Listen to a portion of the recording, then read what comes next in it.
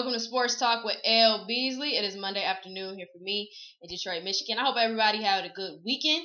I know I had a pretty good relaxing weekend, did a little shopping, watched some football, college and NFL, watched some college hoop, watched some NBA. I watched a little bit of everything, and it was certainly an exciting weekend in the world of sports. In college football, we had the conference championships going down around the country. Then the other day we learned, basically all the bowl matchups and everything like that. The speculation started going, who should be where, who shouldn't be there, all that jazz. And of course, the NFL was nonetheless still exciting. NBA and college hoops were still exciting, just depending on who your team is, what you look for. But definitely the talk of the town was football. But before I get into the football, before I get into the NFL and even a little bit of the college, just wanted to bring up one little NBA moment. Once again, I don't know if people really know this yet, but Sports Illustrated named LeBron James as the Sportsman of the Year. If you collect Sports Illustrated, if you just go into a store and you see the magazine rack and you see Sports Illustrated, more than likely you will see LeBron James on the new cover of Sports Illustrated. He's he's been named Sportsman of the Year and very deserving. I'm not a LeBron fan at all. I respect his game. Like I said, when he does things well, I give him props for it. And then when he does things bad, I call him on it. No different than I do anybody. The same way I do Kobe, the same way I do Carmelo, the same way I do Derrick Rose, Steve Nash, Chris Paul. The list goes on and on. Y'all know me. I'm an unbiased person. I just speak my mind and give you my, my point of view as an analyst. So once again, very deserving. Even if you don't think so, you just look at what he accomplished in 2012. NBA champion, NBA regular season MVP, NBA Finals MVP, and he helped lead Team USA to a gold medal at the London Olympics. Come on. Let's be real. Very deserving. Like I said, happy for him. It's a heck of an honor. Like I said, very deserving. Not a huge fan of him, but I have respect for him and what he's able to do and what he did in the year of 2012. So congratulations to LeBron James. Like him or dislike him, just give him a little respect, and we can move on. If you don't, oh well. I don't care. Whatever. Moving on to the world of football, mainly NFL. It's been plenty of good things to talk about, but I'm going to start off with this one first. 49ers versus the St. Louis Rams. And this was a game to talk about. I know my fans are just waiting to hear this because everybody knows as much as I like Kaepernick, I haven't necessarily been the biggest fan of the situation. I didn't like the way he got the starting job. But just even moving past that, basically for the first time since Kaepernick has been started for the St. Louis Rams, for the San Francisco 49ers, he lost his first game in overtime to the St. Louis Rams, 16-13. And, going into this game, I wasn't surprised by the way the Rams played because one thing about the Rams and the 49ers is just something about them. When they play, they just tend to match up well. And I'm pretty sure if you look at their all-time record of, when they play each other every year, I'm pretty sure it's pretty even. I have no doubt it's even. So, at the end of the day, this was not a surprise they played each other well. But the thing that bothered me in this game, first off, was the play calling. I didn't like the play calling. At times, I felt it was totally out of element. They weren't doing what they were supposed to do. The balance was off. They put, the offense in positions where they weren't going to be successful. But that also being said, a couple times I feel like when they did call good plays, and even sometimes when they called mediocre plays, I feel like Kaepernick and the rest of this offense didn't go out and execute as well as they should have. And one big thing that I noticed in this game was their running game. And I know some people may look and say, they had like over 100 yards rushing, which is true. But Kaepernick had 84 rushing yards. So that's majority of rushing yards through your quarterback. When you have basically arguably the best running back core in the NFL, best rushing team in the NFL, there's really no reason that Kaepernick, it's great that he can run for you. That's great. But I'm actually defending Kaepernick. He shouldn't have had to run 84 yards to get you. Let's be real. If he doesn't run 84 yards, y'all not even over 100. And that was a huge thing. Like I said, this 49ers team not being able to run the ball like they're used to. Even when Frank Gore struggles, he's still able to get, a great amount of yards. And not just him, but the rest of this running back core. And for him not to be able to do that was huge. Obviously, they lost some key guys last week to injury. Kendall Hunter, Williams at receiver. So obviously that's going to hurt him a little bit. And even just the defense from standpoint, it seems like they struggle more. Like I said, this defense is, in my opinion, is one of the things that helps the 49ers in huge close games because they're able to cause turnovers. They're able to hang on when you need them in the clutch. And unfortunately, they were able to do it, just not on a consistent level. But like I said, at the end of the day, it goes back to play calling. It goes back to not execution. Like I said, a couple plays I didn't even feel you need to do, like the option pitch with Kaepernick and Ted Ginn Jr., where, Kaepernick throws it over Ted Ginn's head. Ted Ginn does a horrible job of just getting on top of the ball over here trying to pick it up and stuff. Even that call, to me, that, it was not execution by both Kaepernick again, but it was like at the same time, why'd you call that? Did you really need that play? So just, I said, horrible play calling, non-execution, all those different things. Like I said, defense didn't play as well, and like I said, it's hard to win when your team becomes one-dimensional. Like I said, in this game, 49ers really struggled to run the ball, which is something I noticed. But for 49er fans, Harbaugh sticking with Kaepernick. And at this point, I mean, to a certain extent, I feel like you should anyway. I'm not a big fan of this jumping band. Like I said, if you're gonna name Kaepernick the starter, it doesn't look good at the first sign of trouble. You're benching him anyway. Like I said, I have nothing but respect for Kaepernick. I like Kaepernick. Like I said, unlike most people, I knew about him in Nevada. But my whole thing has always been the same. I just felt it was always Alex Smith's job to lose. And Alex Smith, unfortunately, just it was taken away from him with really no reason, just taking it from him just because he felt Kaepernick is better. And like I said, going into the rest of the season, just seeing how Kaepernick, this is the first time I saw him face adversity. And like I said, in my opinion, he was going to face it when they played New Orleans. Anybody who watched my show when I talked about when they played New Orleans Saints, to me, he was going to face it there, but the defense helped him out humongously by getting those 2 turnovers on Drew Brees and running them back for pick sixes. Because quite frankly, I think the Saints would have made him face some adversity too. So now he's getting a little taste of adversity. It's just interesting to see how he handles it, but not only how he handles it, but how the rest of his team handles it. Because at the end of the day, this is a young guy. So his team needs to help him too, but at the end of the day too, like I said, it was not just a Kaepernick loss. It was a team loss from a defensive standpoint, from a running back standpoint, from a play calling standpoint. So this is not, like I said, it's not a Kaepernick thing. And of course, the minute it happened, I saw plenty of people, we need Alex Smith back.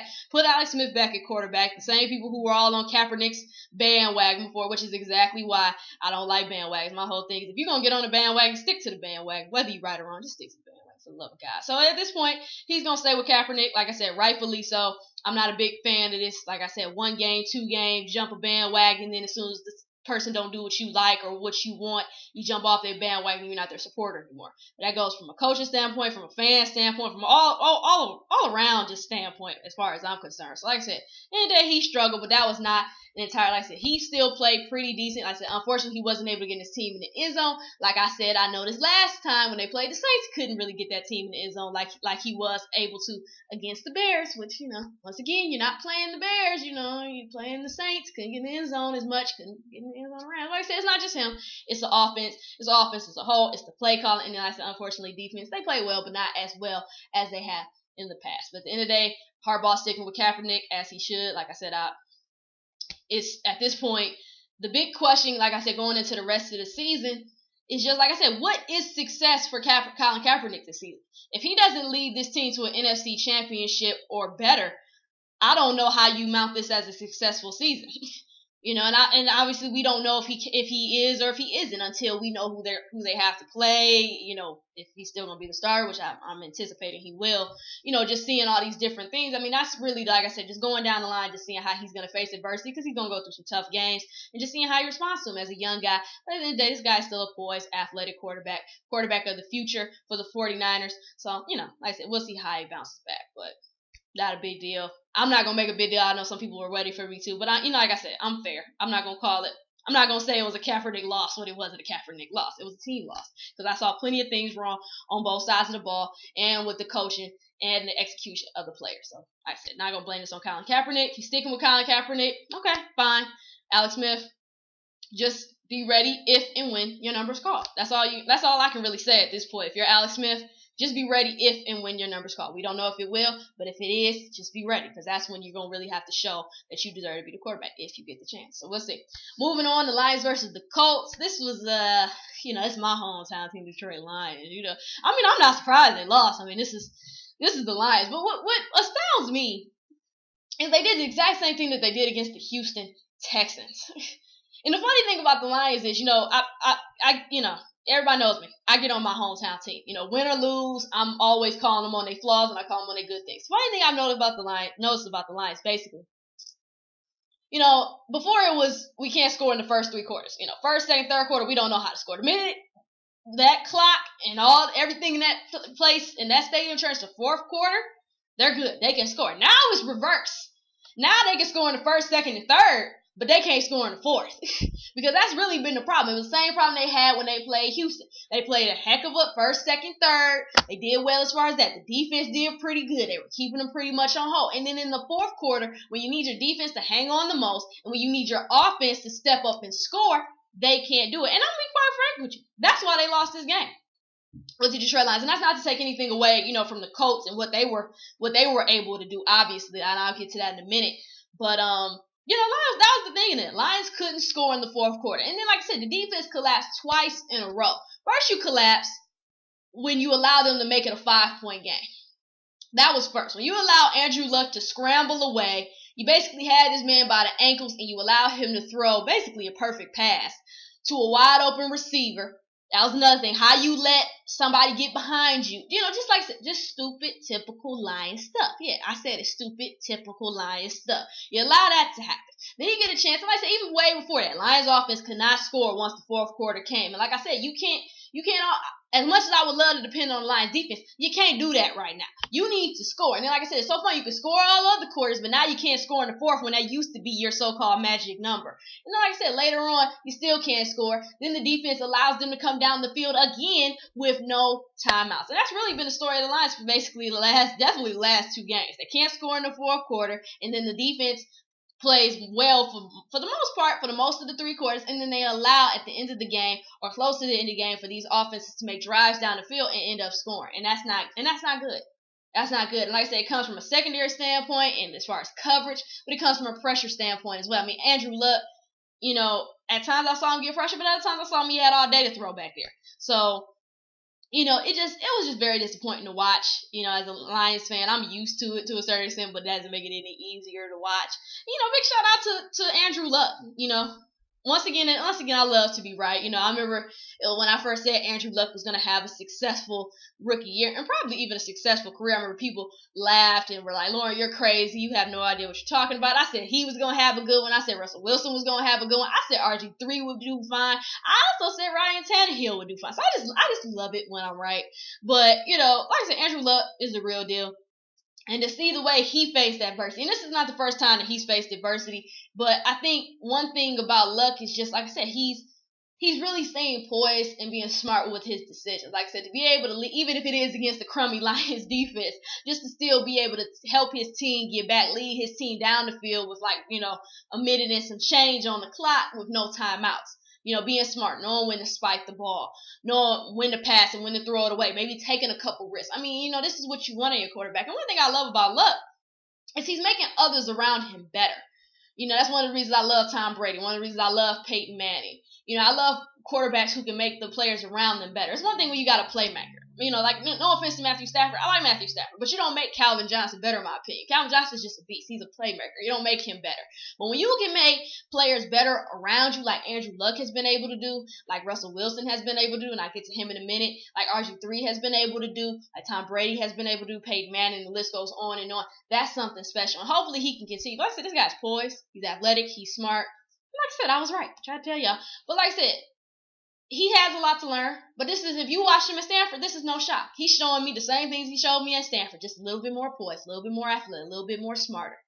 And he's doing what he needs to do. But like I said, more than anything, I was just really impressed with his adversity. Because, like I said, most people throw 3 interceptions, they struggle to get back in the game. He didn't let it affect him. He ended up getting back in and doing his thing. Of course, like I said, Lions made it a little easy on him, of course. But just the fact that he's been able to do this, not only just in this game, but over the course of his games, like I said, he's been winning close games and helping his team win in the clutch. And that's very important. So big shout out to Andrew Luck.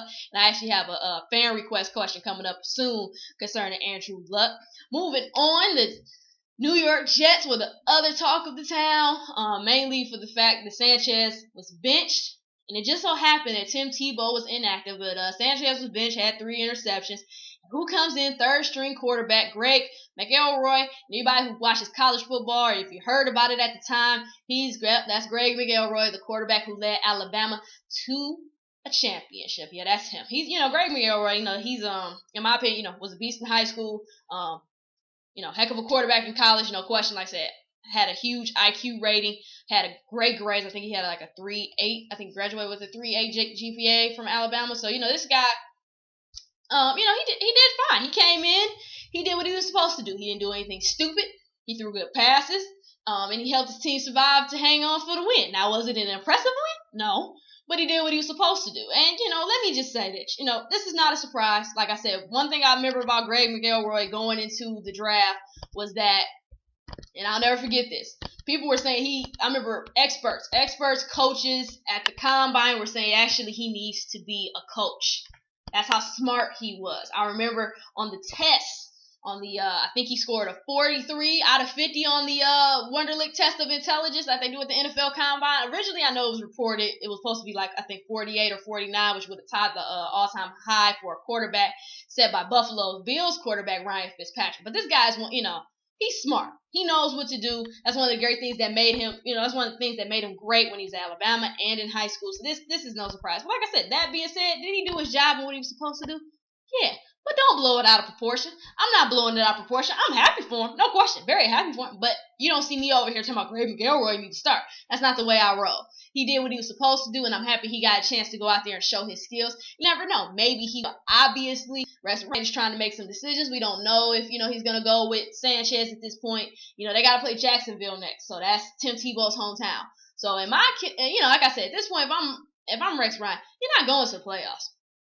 At least I don't see how you would. So my whole point with the Jets is, if I'm Rex Ryan, just start playing, just test the waters. What was the point of bringing Tebow here if you weren't going to use him? And I can see him possibly starting Sanchez just because, Sanchez's whole thing is, when we're playing Jacksonville, this is not necessarily the best team, so this could give him a chance to get his confidence back up. But then, like I said, this is Tebow. He's in his hometown. He's going to be fired up and ready to go. Or do you go with Greg McElroy, who played it pretty much safe for the most part the other day and did what he was supposed to do and helped your team hang on for the win? So, like I said, at this point with this team, it's like I said, if I'm the Jets, if I'm Rex Ryan, from a quarterback standpoint, you don't have nothing to lose, in my opinion. Sanchez is leading the NFL with most games with 2+ turnovers. He's had 8.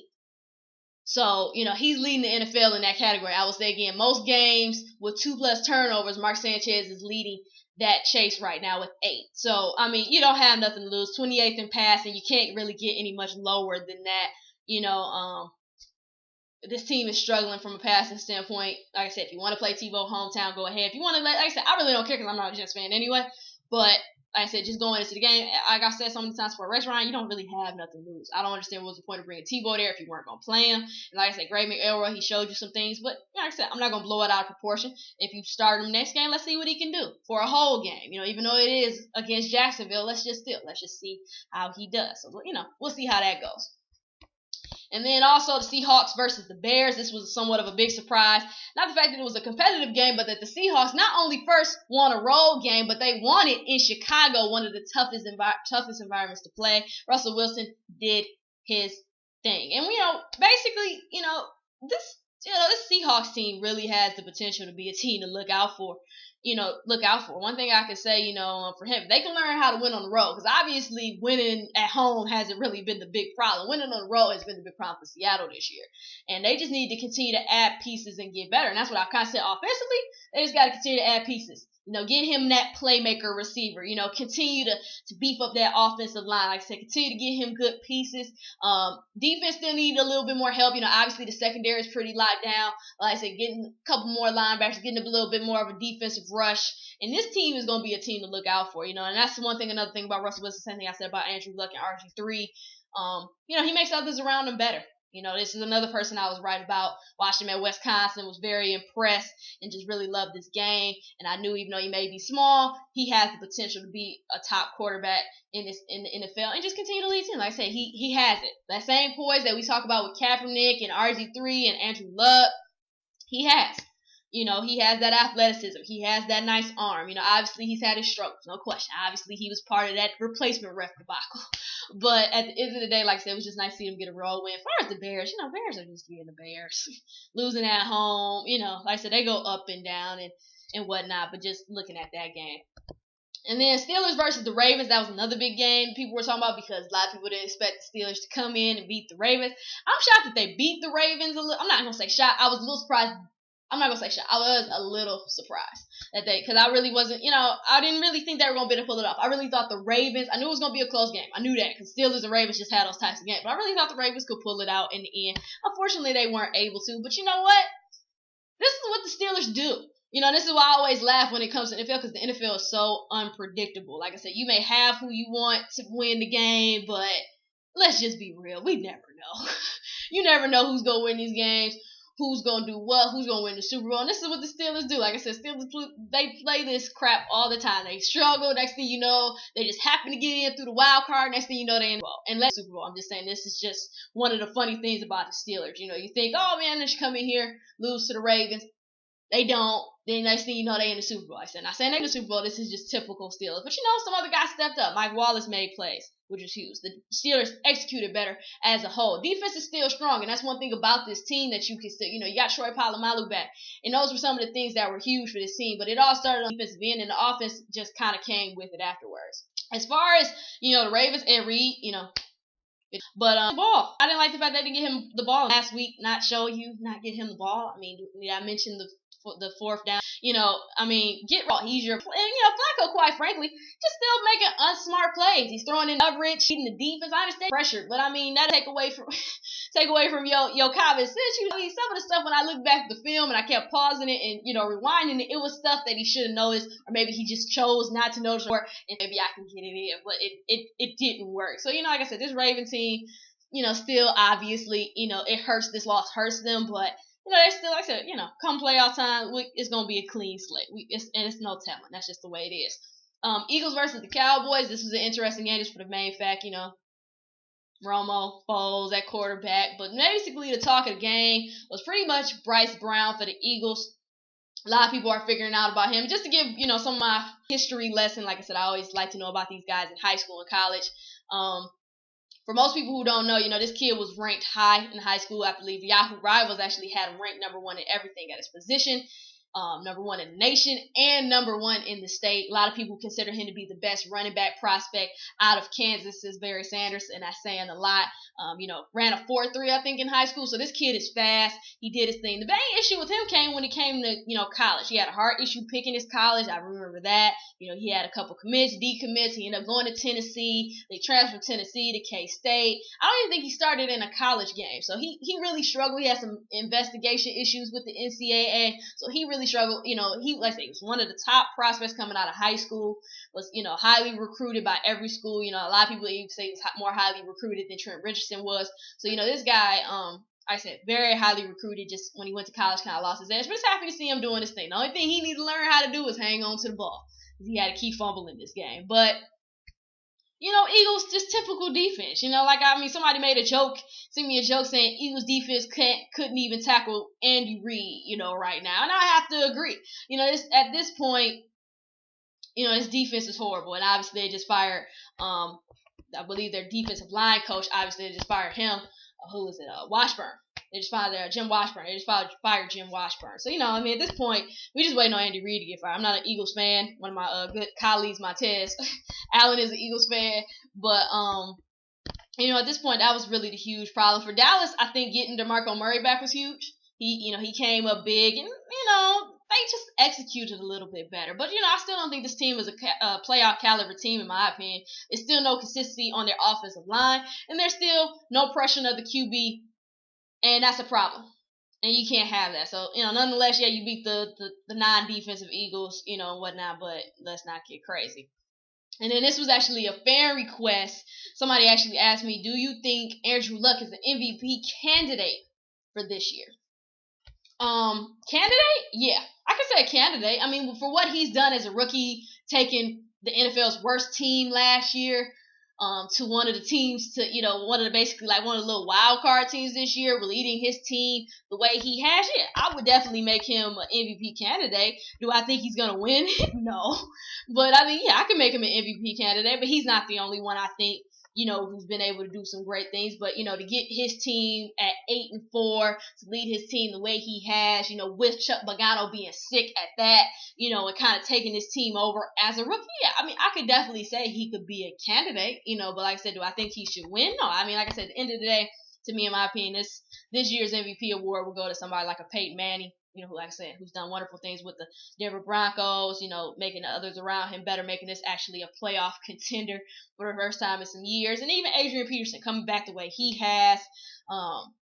off a torn ACL, just being so productive. Obviously, the Vikings have struggled, but they have been better with him, and he's one of the reasons that they're 6-6. I mean, let's be real. Half those games they win, they don't win without him.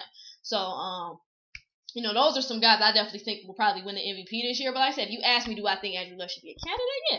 Like I said, I'm not going to disrespect him for that. Like I said, he's having a heck of a rookie season, and to do what he's doing with this Colts team, well, most people figure basically had no talent.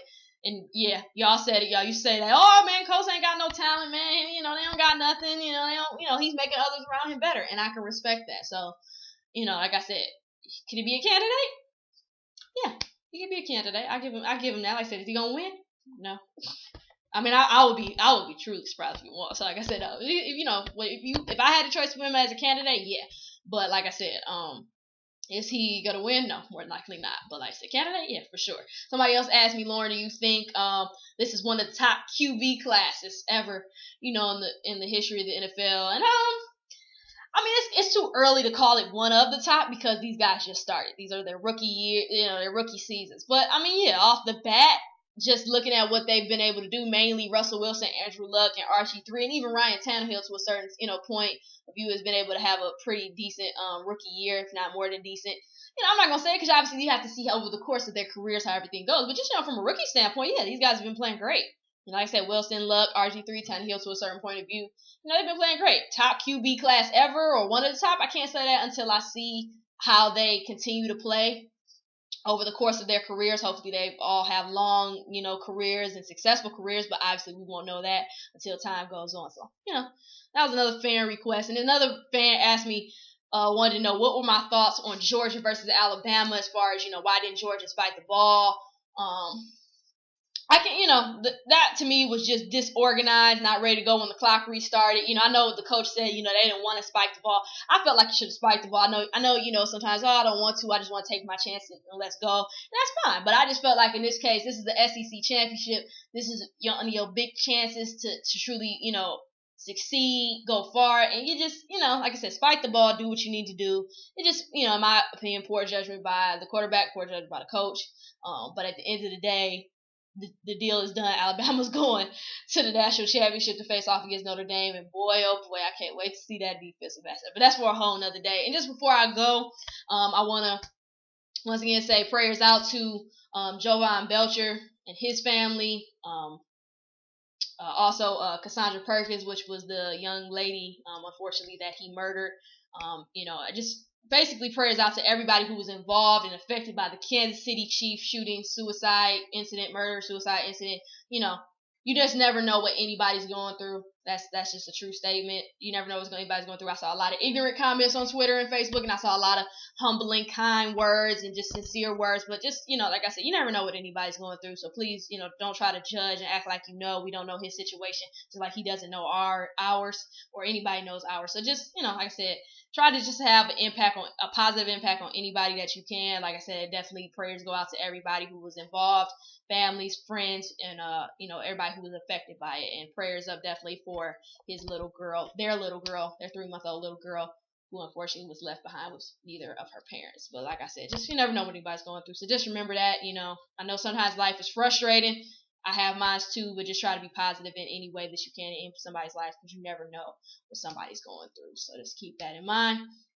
I hope you enjoyed today's show. Like I said, I know it's a lot of NFL talk. I will eventually get into some college football. And like I said, hey, if your team is in a bowl game and you want to know my opinion, obviously the big games I'm going to talk about. But if your particular team's in a bowl game, you want to know what I think, please let me know. And that goes for any other topic, player, coach, team, doesn't matter. Let me know. Always happy to address some of my fan requests. So please let me know that. If you want to be a guest on your show, please let me know. Once again, always happy to be a guest on someone else's show. If you go on my website, LaurenBeasley.com, and you go to guest spots, you can actually see that I've been on plenty of shows, and you can actually listen back and hear what I had to say on other people's shows. So be sure to go do that. Go check out MoneyballSportswear.com. They are a huge supporter of myself and my show Sports Talk with L-Beasley. So go check out MoneyballSportswear.com. The only way to ball is Moneyball. Once again, thanks for tuning in. I hope you enjoyed the show. Enjoy the rest of this Monday evening. Enjoy that Monday Night Football. I know I didn't get a chance to discuss it, but you already know what's going to happen. Anyway, enjoy this Monday night evening. Hopefully some Monday Night Football, and I will see you guys tomorrow.